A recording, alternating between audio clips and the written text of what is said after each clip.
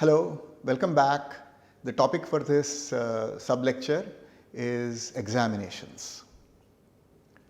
So, examinations decide whether to pass fail a students and also rank students according to their ability. Examinations are expected to test students on all material taught in the course.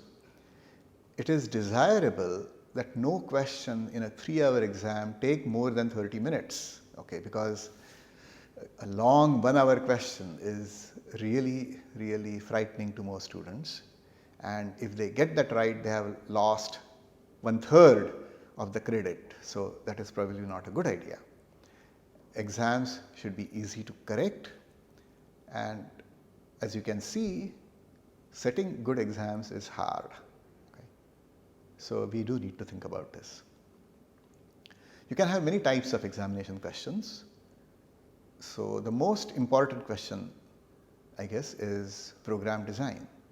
Write a program to do whatever. So you give a high level statement and you ask the student to write a program. The high level statement is preferably in plain English, or maybe depending upon the specific problem, but it should try to use as few technical words as possible, because you really also want to test whether students can understand problem statements in high level English. Now, when the students give the solution, they should not just give code. They should also explain why their code is correct. So they should write comments which include their plan, and the plan should be quite precise. So the plan should state what values the variables in the program are expected to take in each iteration, something like that. So stress very continuously that it's not enough to write just a program, but the program has to be explained. In fact, you could also go further and say that if you don't have the time to write the program, but if you can just explain what each iteration is going to do, you will get some marks. Okay? Another possibility is to say, write a program and I am giving you a high level statement, but I am also giving you a hint. So I am telling you that, look, you should use this invariant. Then you can have fill in the blanks like questions where you are giving a program and then you say, okay, this program is supposed to do this, fill in the blanks. Now sometimes a fill in the blanks question is easier to grade because the students don't have that much freedom, and so you can see at a glance, very quickly you can see whether the answer is correct or not. Otherwise, if you ask the student to write the entire program, it can be a long program, different students may use different ways of solving the problem, and then your grading time increases. Besides program design, you should also have some language comprehension questions. The first kind of questions is, what does the following code do?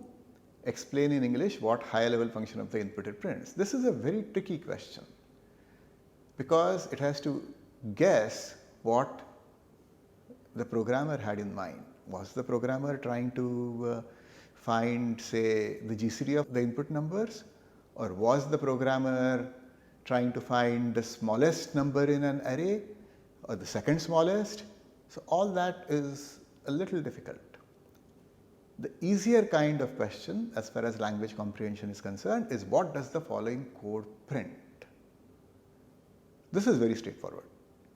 This tests whether the student understands how a computer executes. So the first statement is executed. What are the values, new values? If it's a repeat, which statement is executed next, and so on. You could also ask questions like, name the looping constructs of C++. Now, I would discourage such questions because they are memory based questions. They are what is called rote learning, and I would not recommend such questions. Program design questions are the most important because that is what is finally needed. Language comprehension, at least what is printed, are easier and you should be asking them.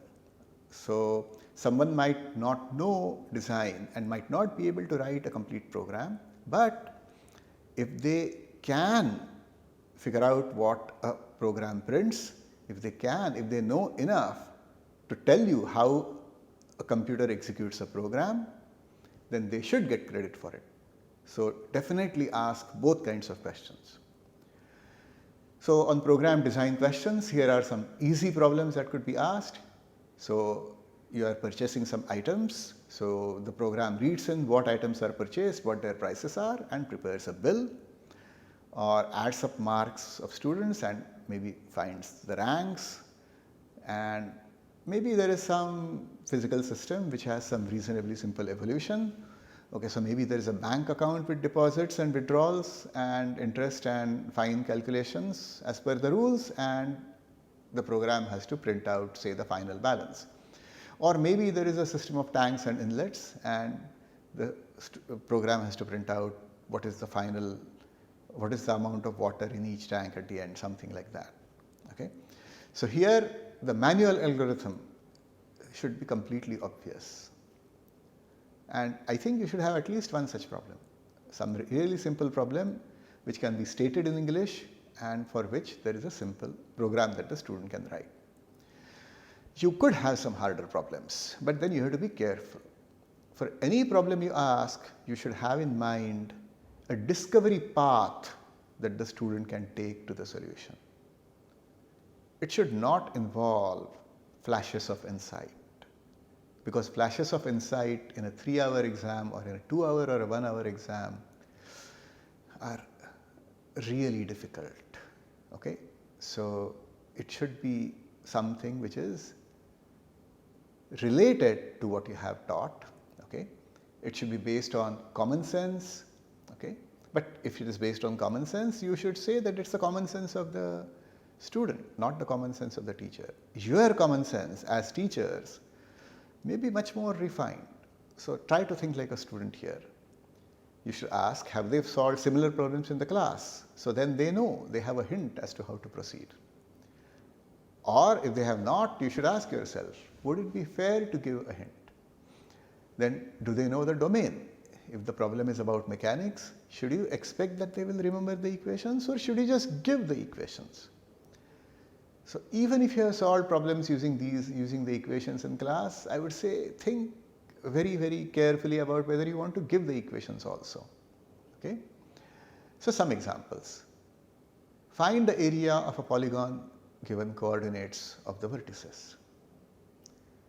So what is needed over here? Well, the polygon should be broken up into triangles, or somehow they should see the polygon as sum and differences of trapeziums. So let me take a picture.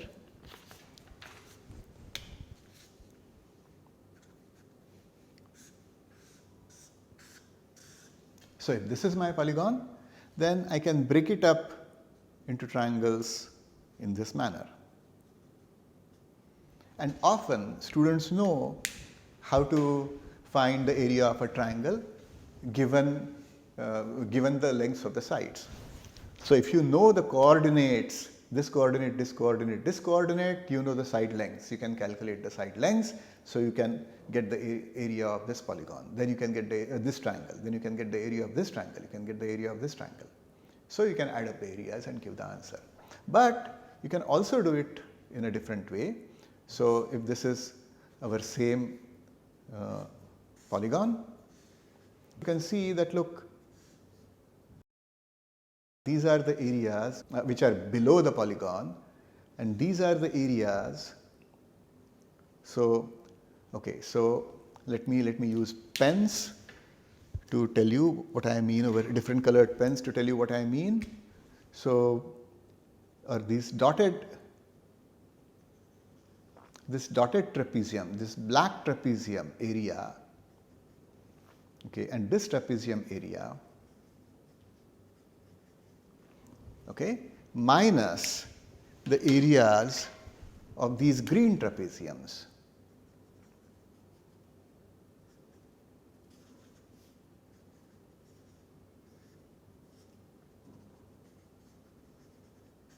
Okay, is the area of the polygon. So you can say this. You can say that break up the polygon into triangles or see it as a sum or difference of trapeziums, because after all you want to test whether they know the logic. Okay, if somebody gets stuck about whether they should break it up, maybe you should help them out. On the other hand, if you have stressed enough times that look, you should break up, you should see if you can solve smaller things and break the problem into smaller things, then this is perfectly fine. Then what I mean is, then not giving a hint is perfectly fine. So another possibility, given two arrays each representing coefficients of a polynomial, find the quotient polynomial. Now they know how to do this by hand, but the introspection needed to figure out what kinds of array indexing, which coefficients contribute where, is a little tricky. But this is a reasonable problem, because this really just requires them to introspect. They know everything. Here is another problem. Given a sequence of pairs ij where 0 less than I less than 100 is an individual and 0 less than j less than 10, okay, where I represents a person and j a club. Okay. Determine if there exists some two clubs having at least 5 common members. Okay. Now here the students have to deal with a lot of information, but that's okay. That's something that you could be testing. And what is needed over here is that somehow they should represent this membership. So if they use some kind of a matrix to represent the membership, so say put a 1 in matrix element ij if you know that you have read a pair ij, and then the question of whether some two clubs have at least 5 common members is just checking whether, as you vary the j index, which means if you take the sum of a row, whether that row adds up to at least 5. So something like that. But you don't have to explain it. I think students should be able to get something like this. It will require a little bit of thought, and that is perfectly fine. Here is another example. Given an array of zeros and ones, state how long a sequence of consecutive ones can you make if you are allowed to change at most L zeros to ones. So perhaps I should give an example.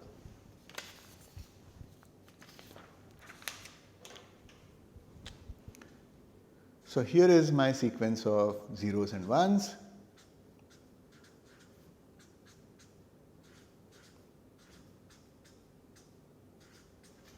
And I am allowed to change some zeros to ones. So say maybe I am allowed to change 5 zeros to ones.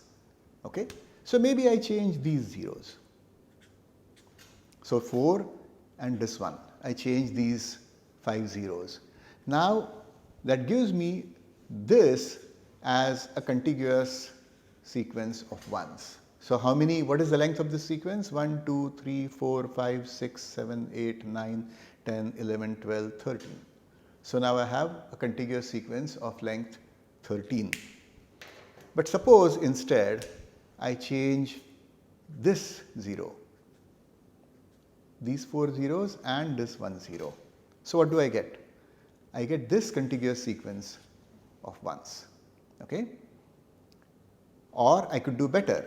Instead of changing this 0, I am going to change, say, this 0, this 0, this 0, this 0 and this 0. So now I will get a contiguous sequence from here all the way going till here. How many ones does this sequence have? So let's count. 1, 2, 3, 4, 5, 6, 7, 8, 9, 10, 11, 12, 13. Okay. So whatever. So in this way you can count how many zeros each of those possible choices has, and then you want to pick the one which gives you the longest consecutive sequence of ones. Okay? Now, what is the thought process required to do this? So of course the key decision is which zeros should you be changing. So for this, let's make a definition so that our discussion is easier. So we will say that two zeros are consecutive if there are only ones in between them. So for example, in this picture, this 0 and this 0 are consecutive because there are only ones in between them. Or this 0 and this 0 are also consecutive because there are only ones between them. But this 0 and this 0 are not consecutive because in between them there are zeros as well. Okay? All right. So, the reason for having this consecutiveness is that whatever zeros are you are changing, there shouldn't be any zeros in between them that you will leave unchanged. So, you should really changing sort of consecutive zeros. So, what you should not do, so this has become too cluttered, so let me change the example. So say my pattern is, and say I am allowed to only change 2 zeros, then I should not, or 3 zeros, I should be changing these 3 possibly, but I should not do something like change this, this and this. Because if I leave this 0 unchanged, it doesn't really help me, either it doesn't help me to change this 0 or it doesn't help me to change this 0. Okay? So, somehow I should be changing zeros which are consecutive. Okay? So, so this is the first realization that you need to have. Okay, so now the next realization is that, okay, so we have some L consecutive zeros, we need to change some L consecutive zeros. So, we can change the first L consecutive zeros, or we can choose the second L consecutive zeros or the third L consecutive zeros and so on. So, then you realize that, oh, there are only n cases to consider, where n is the array size, or at most n cases. So, what we have to do is we have to write a program that goes over the cases. Now, I have seen, or I know, or I have been told, I should say, that this program was given as an exam problem. But in my opinion, this is a pretty difficult problem because the red steps are quite non-obvious.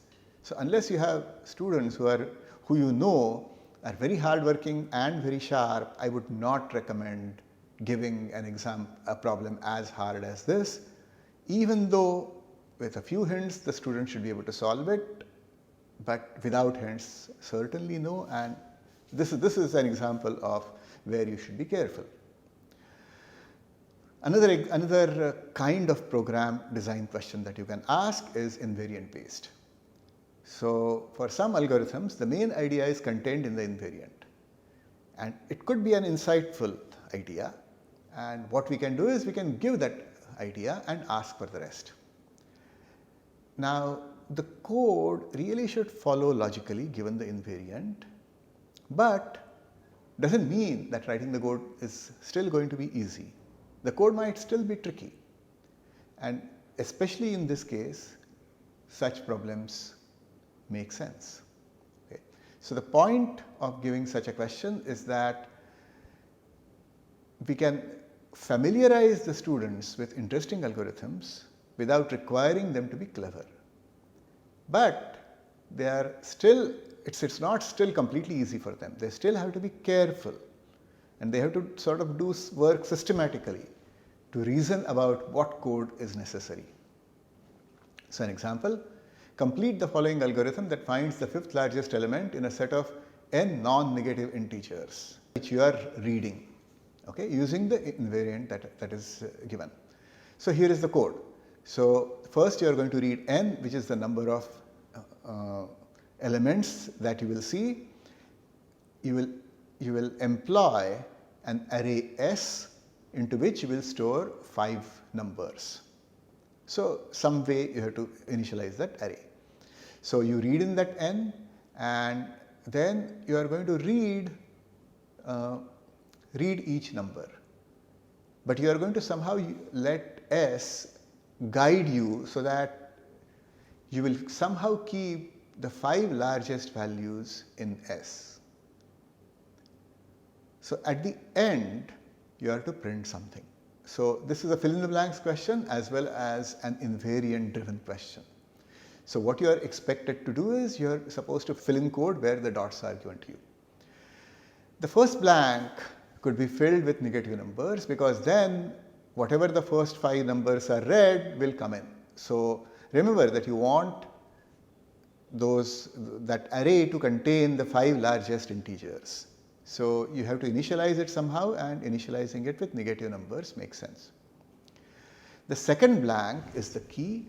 So you will read in the new value and you will insert it into this set S if it is larger than any value and any single value in it. So you will read in and insert it, and at that time throw out the smallest value from S. And you will try to keep S sorted, because that's how you can quickly check whether the new value that you read is in fact larger than any of the values in that set S. And finally, you know that the set S will contain the 5 largest values, and finally they must contain the 5 largest values of all the numbers, and therefore S of 4 can be printed out. So as you can see, we have told them the algorithm, but we have not given them code. We have told them what invariant they need to satisfy. So they still need to think about exactly how to make the invariant work. So it is not the case that they just get to write code for free. This is not a completely easy question, but it is not a terribly hard question either, because the invariant is being told to them. Here is a slightly more difficult version of it. Write a program that reads a sequence of numbers and stops when the last 100 characters read consist of exactly 50 zeros followed by 50 ones. You are not allowed to store the characters read so far, but instead can store a count of how much of the required pattern has been matched so far. And so this is what you have to use as the loop invariant. So you are allowed to store one variable called the count, and the count should say how much of the pattern you have matched so far. Okay, so what is the thought process expected of the student? So let's say at some point the count is 60. So the student should take an example, and suppose a 1 is read next. So what can the student deduce at this point? Well, before reading, because the count is 60, that means that the last 60 characters are what we want. So the last 60 characters must be 50 zeros followed by 10 ones. So now if you read a 1, what do you know after reading? So after reading, the last 61 characters should be 50 zeros followed by 11 ones. So now 61 characters are matching the pattern, so count should be incremented. Of course, if in this case a 0 was read, what happens? Well, the student can deduce that, and that's where some amount of careful thinking is needed by the student. Our last example is the most complicated. Here I am going to show you a problem for which there is an obvious n-squared time algorithm, but there also exists a clever O of n time algorithm. Now the O of n time algorithm cannot be discovered by students because it requires an insight, and it is very hard to discover especially in the tense atmosphere of an examination. So what you can do, and which is what will happen over here, is that we will give an invariant which contains the main idea. So here is our problem. So the partial program given below finds a subarray of array A having the largest possible sum. It then prints this largest sum. Complete the program using the given invariants. So before looking at the program, let me tell you what the problem is. So the problem is something like this. I have an array, and that array might contain, say, the numbers 15, 20, minus 10, 15, minus 100, 20, 10. So I want a sub-array of this such that its sum is the largest possible. So it would seem that if I take this portion, including this minus 10, but until this point, then I should get the largest possible sum. So what is the largest possible sum here? 15 plus 15 is 30, plus 20, 50, minus 10 is 40.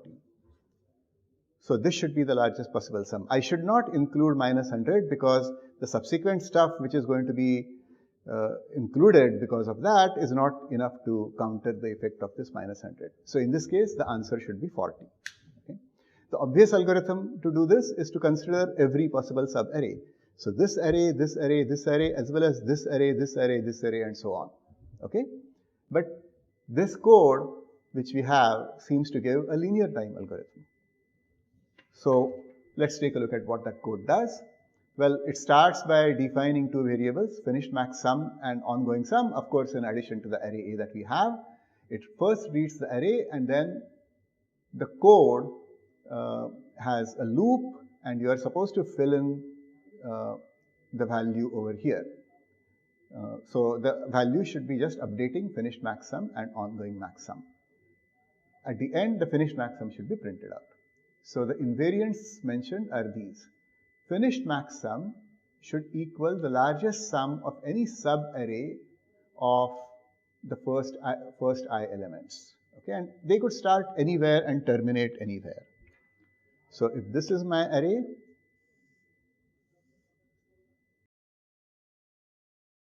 this is the I index that I am currently looking at, then I want a subarray of this portion.